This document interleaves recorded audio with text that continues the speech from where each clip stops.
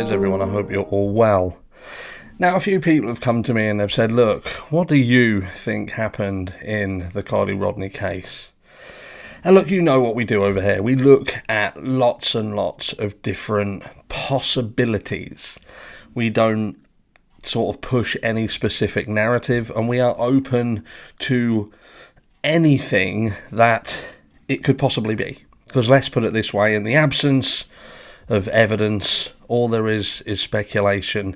And who is anybody to say that their speculation trumps another person?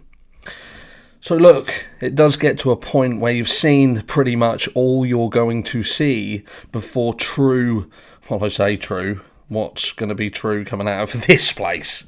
Who knows? But look, we're going to start seeing reports come out. We're likely to potentially hear about the tox report. We may hear about the autopsy, depending upon whether the family do indeed try to suppress that information. Now, in accordance with the law in that area, there shouldn't be... Well, let's say we should have access to it, but as with everything, there are loopholes, and it's quite likely that this family is going to try to suppress any information. We're still not 100% sure if the body of Kiely has been released to the family. There is speculation out there that it has indeed been released, and that there will be a funeral held in private with just the family, maybe close friends. Again, that is speculation, but there you go. What isn't speculation around this case? But in terms of speculation, where am I at, and what brings me to that conclusion?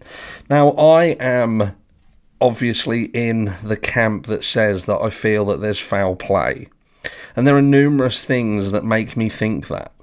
And look, I'm not open to the fact that this could be an accident, because yes, of course it could be an accident. I've spoken in the live a few hours ago, and I've done other videos, and look, it could be an accident. There's nothing that categorically states that this has to be foul play, but there is an abundance of red flags that support the nefarious, and we can't ignore them, as we see in numerous cases. And although some of the things we have to look at are unpalatable, they exist because the red flags exist. If there were no red flags and this was clearly an accident, then, well, some people would still try and push an alternative, but, you know, you wouldn't be able to consider so many nefarious options and variations of what could have happened. Anyway, I digress again. So look, what do I think? Now, I do think this was foul play. Now, do I think that somebody in this little group did something specifically in terms of harming Kiely? I don't know. I'm kind of leaning more towards that there was drugs or alcohol pushed, and that resulted in a fatal dose, whether that be a fatal dose of a drug or a fatal dose or volume of alcohol, should I say, that led to something, but this group were involved in it, if that makes sense. You know what I mean. I'm not going to start pointing the fingers or name specific people. I just feel that something happened. It resulted in older people pushing stuff onto younger people, and a situation that younger person should not have been in, and there was numerous people who could have stopped it, and numerous people who had, you know, a duty of care to Kiely that should have protected her from being in that situation, and they failed to do so, and this is where it ended up. But my concern is this, and that is, on the grander scheme of things, are things being hidden? Is this an attempt at covering up what happened? Do we have a conflict of interest within law enforcement, and has the way that we've seen this being handled proven so? Now, this is not a big place. This is not a big area, an abundance of multiple people and multiple different law enforcement agencies. And this is a small place. And it's one of those places where everybody kind of knows everybody. And when you consider there's a party that they're trying to push the narrative that there was around 400 people there, But then you've got witnesses who claim that there was really only about 40 cars there, and they're kind of pushing that more local narrative. Now, I feel that this party was made to seem that it was bigger, because what you're then doing is you're interjecting people from other places into the picture. So you're not then just focusing on the local people.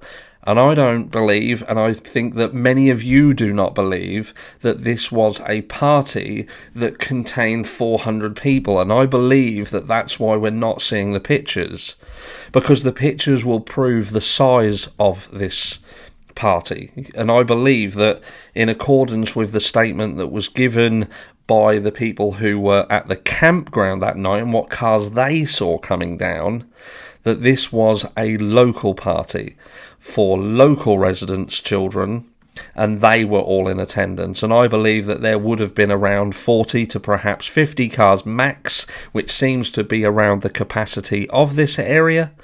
And the children are pushing that it was much bigger and trying to make out as if people had come from far and wide, and it got out of hand. So does these little elements and these little things that we're being told prove that there was nefarious things afoot? Is it for this reason that there was something that happened to Kiely that the children did know about? Is that why they said what they did about the amount of people there? Was that a cover? Were they hiding amongst numbers? Because they knew that if something was found, if Kiely was indeed found, then they could just pass it off as a potential that an outsider from somewhere else other than Truckee did it. That's all I'm getting. The fact that there are no pictures proves that they don't want us to see the party. I'm not going down the route of the party didn't happen. I believe the party did indeed happen, but they don't want us to see the party for a specific reason. And the only reason I can think of, guys, is that it proves that the party wasn't the way that they said it was. And again, I think they were just protecting themselves. And I think that if you take that into consideration and you narrow the numbers down and make it a local thing, then look, someone in that party would have been the person to supply the drugs or supply the alcohol, or they did witness something, that mass exodus of those people. Something doesn't sit right. You know something doesn't sit right. But look, I believe the party happened, but them children, I'm calling them children, I keep referring them to as children because I don't feel that they've earned the respect enough to be called young adults. Everything I've seen of them, it just something doesn't sit right. And I don't know where you are with it still. I know that there's a mixed sort of thoughts. There are still people out there that believe this was an accident. I think that a lot of people want it to be an accident, so they don't have to think that Kiely suffered from something nefarious. It's easier, isn't it, to think that it was just like that, done, game over. There was nothing, no pain or no prolonged nature to this. It just, it's sad enough as it is, but without adding that into the mix. Again, we talk about how unpalatable things are. But look, I believe that party happened, but I believe them children they are controlling the narrative with it. And I believe that party never got out of hand. It didn't get big. It was a local party with the local kids. They were around there. I believe there was a conflict of interest between the fact that there was law enforcement children there, and this is a potential that these law enforcement agencies around here should have never been involved. The things we've seen with how they missed Kiely's car, missed it, really. They then botched up as if purposefully contaminating their own site. Do you know what I mean?